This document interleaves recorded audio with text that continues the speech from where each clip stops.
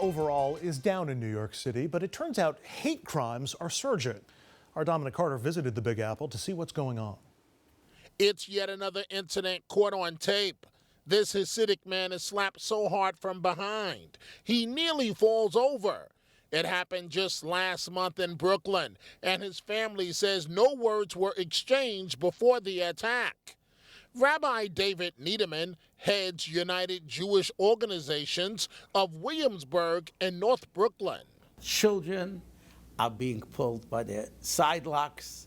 They see that you go in the street, somebody rides on a bike and just throws off your hat or knocks you in the back, and you're not safe at any hour. The city continues to see a reduction in overall crime, but hate crimes have surged.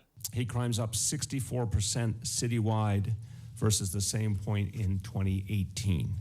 That's an unacceptable reality, and we're going to fight it with everything we've got. We have been here, it's a melting pot, and we're proud about it.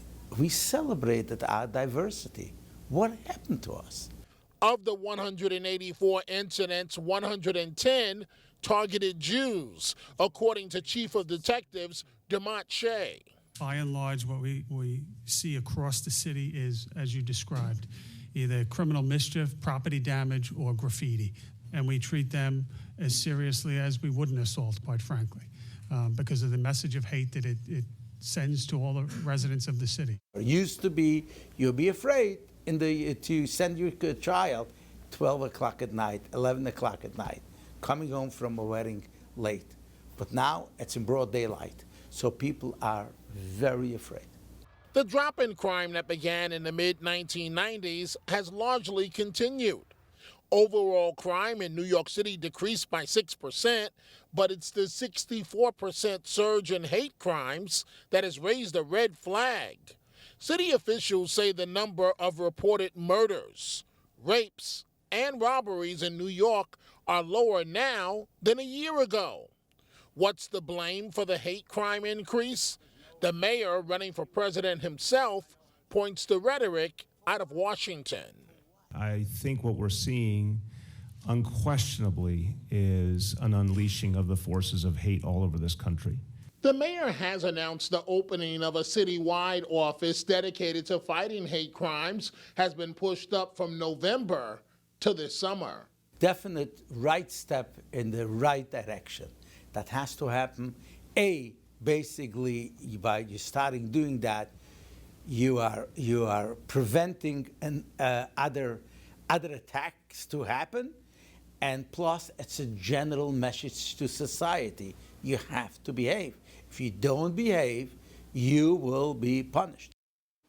And Dominic joins us now. We're also joined up here by a good friend of the program, Mayo Bartlett. Mayo's an attorney at the law offices of Mayo Bartlett PLC, and he's also the former chief of the Bias Crimes Unit at the Westchester County District Attorney's Office. Thanks for being here, guys. Thank you. Dominic, first of all, are the incidents up, or are they reported incidents? I just want to make sure that we're not looking at a statistical anomaly here, or that people are just reporting this in a way that they hadn't before. We're seeing more hate crime incidents, correct? Absolutely. We're seeing more hate crime incidents now. You can break down the definition in terms of the swastikas, in terms of the graffiti, in terms of the physical assaults. But what's happening in Brooklyn is downright outrageous. People walking the street, and some may say it's where the kids would play those silly, stupid games that could make you end up in jail for the rest of your life called knockout. Yeah. But this is just simply outrageous. And we saw some of the graffiti that you showed that indicated a Trump message to it. There's a swastika and something about, like, there's somebody in charge. We don't know for sure, but is everybody that you talk to working on the assumption that this is Trump related, or that Trump has somehow unleashed this? Well, here's the funny thing. Leaders don't want to be in a position of criticizing the White House. Mm-hmm. So they don't really talk about the source of it. They just deal with the fact that it's happening over and over and over again. Mayo, you dealt with this sort of thing time and time again in the Westchester DA's office. Can we prosecute, can we police our way through hate, or do we have to do more than that? Well, you have to do more. It begins with education. You have to start as early as you possibly can. There has to be a civic responsibility, which we no longer teach civics, but there is a social compact that says we treat each other well and that we're part of one country, and even people who are not part of that country. But it starts with education, and then there's a prosecutorial component where you look at these cases and you have to really do an in-depth analysis of the case.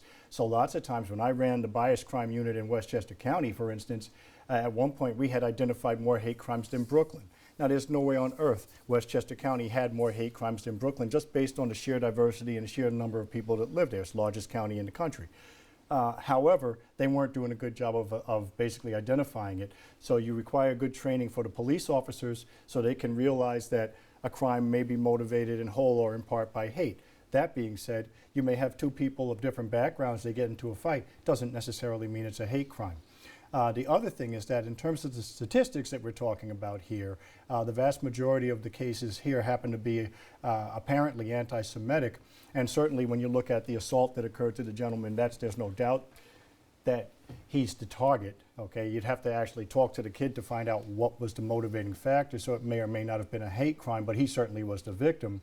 But 80% of the anti-Semitic cases were swastikas. So when you have swastikas, they don't apply only to the Jewish community. Now that's really doesn't mean that there's not a major problem, and I think a lot of it is the discourse and the tenor that comes from leaders around the country, whether it's the president, governor, other people. When you're prosecuting cases like these, obviously there's a punitive aspect to make the person face justice for what he's done. But I would think there's also a deterrent aspect to it also. How much does that factor into how you go after somebody like that? Well, you have to have a deterrent. Sometimes that deterrent is incarceration, sometimes it's criminal convictions. Sometimes, though, there are other ways that you can be more effective. And we used to actually have a nonviolent hate crime offender program that was administered through the Westchester Holocaust Commission, and we worked in conjunction with the district attorney's office. And one of the things that we were doing is that as the prosecutor, we would take nonviolent juvenile offenders and have them go through a 12-week course where they would hear from people of a variety of different backgrounds, and they would end with a survivor of Rwanda and a survivor of the Holocaust. And it was fascinating that at the end, we actually had kids who said they wanted to do that type of work. They had shifted their focus, and they realized how maybe somebody who was anti-Semitic they might have identified with, but they didn't understand how somebody else could be anti-gay. So we ended up really just educating people, letting them see how each one of them also could be targeted simply for being who they are or who someone thought you were. Andrew, I just want to say that Mayo is dead on in terms of his point, because he's piggybacking on something that the rabbi talked about just today that we couldn't include in the piece. Rabbis around the state, they want more legislation because it's not as easy to determine hate crime or not a hate crime. And so they want legislation, and maybe, I don't know what time we're dealing with here, but they want legislation where if it's not something that's verbal, you can figure out a way that it's a hate crime. And so it's exactly what he's talking about that the rabbi talked about just today. Well, let's go back to the example of the video that you started the piece with the kid who knocked the hat off and knocked that person down. You were saying before, it's hard to know what's in that kid's heart. So how do you go through and figure out, is that a hate crime or is that just a kid being stupid? Well, you may not necessarily designate that as a hate crime without more information, but you can still treat it and have a component of the resolution of the case that addresses the possibility that it's a hate crime. So for instance, you may not be a registered sex offender, but you may have sex offender conditions. You may have somebody who says, okay, we're not going to register you as a sex offender, however, this component of your probation addresses the conduct that could have led you to become a sex offender.